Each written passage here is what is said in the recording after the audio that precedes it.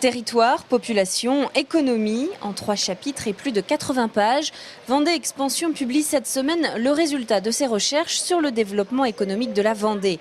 Premier constat, le département n'a pas échappé à la crise de 2008, mais il a tout de même réussi à se préserver. Si l'on considère que ce qui a marqué la crise économique en Vendée a été la chute brutale des commandes et du chiffre d'affaires, ce mouvement, on peut le dire aujourd'hui, est stoppé.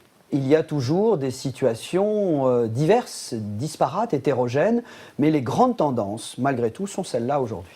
L'attractivité de la Vendée est la première tendance relevée par l'Atlas économique. Chaque année, 10 000 personnes décident de venir s'installer dans le département, l'équivalent d'une ville nouvelle tous les 12 mois. Une première vague, c'était la démographie naturelle. Il y avait plus de naissances en Vendée que de décès. Puis il y a eu une nouvelle vague où c'est plutôt des populations âgées qui venaient en retraite en Vendée, littoral, rétro-littoral, et qui a fait la croissance démographique.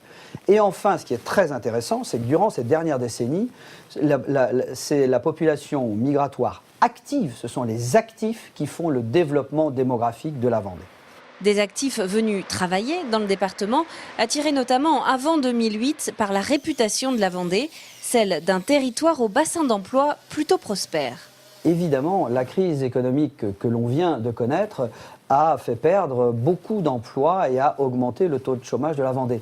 Mais après un essor énorme de l'emploi en Vendée qui lui-même était au moins 2 fois supérieur à ce qui se passait dans le reste du pays et notamment dans le secteur industriel.